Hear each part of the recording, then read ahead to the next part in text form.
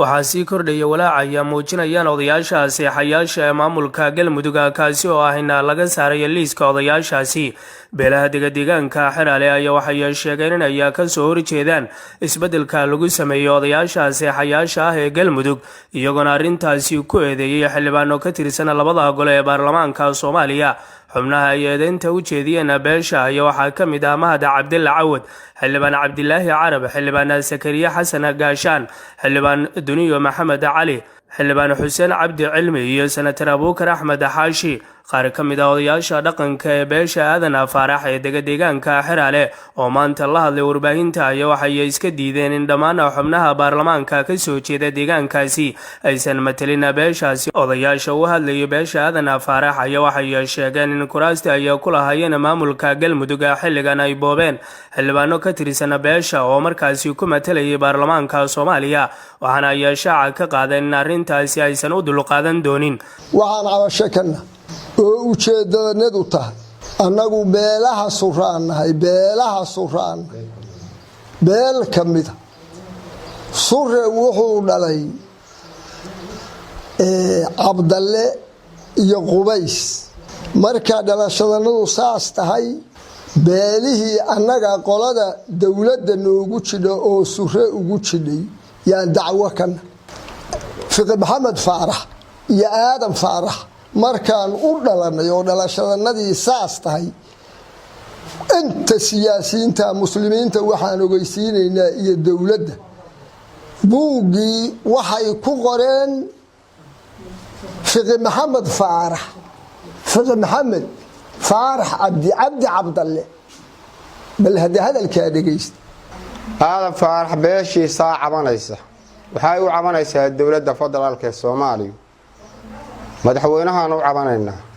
ra'iisul wasaarahan u cabanaynaa wasaaradda arrimaha gudaha u cabanaynaa gudoomiyaha golaha shacabkan u cabanaynaa waxaan ku cabanaynaa wax dhib foolxun oo soo gaaray oo boob ah oo handadaad ah oo qaran dumisa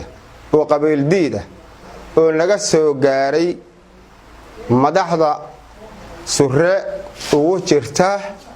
siyaasadda waxa santarka aqalka sare santarka sure ugu jira Abuukar kow waxa ku xiga Mahad Cabdilla Cawad labo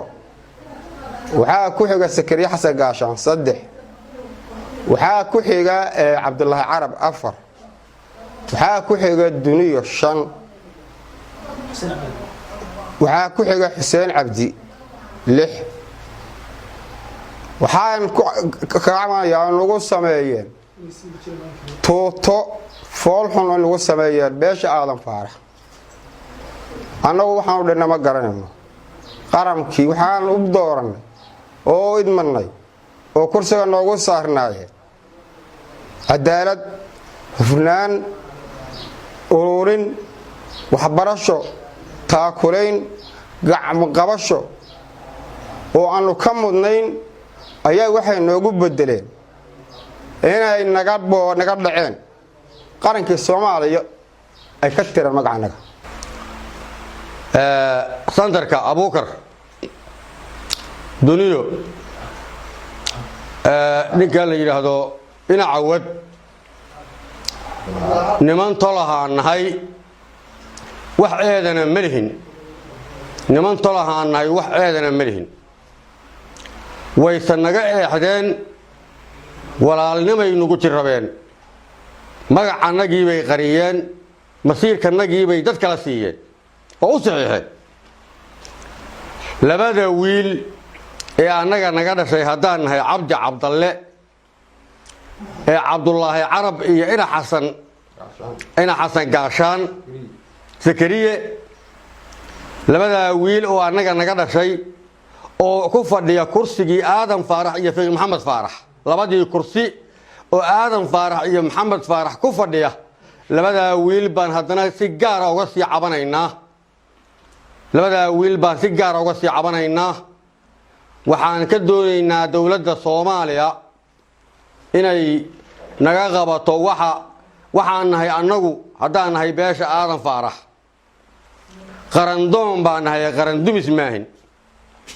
haddaan nahay beesha aadan faarax qarandoon baan nahay qarandumis maahin dad nabdeed baan nahay dad colaadeed maahin muddooyinkii dambe ayaa waxay sii soo tarayay qayladhaan xoog leh oo ka soo baxaysa qaar ka mid ah odayaasha dhaqanka ee beelaha dega Galmudug kuwaasi oo sheegay in dowladda Soomaaliya ay ka saartay liiska odayaal sax ah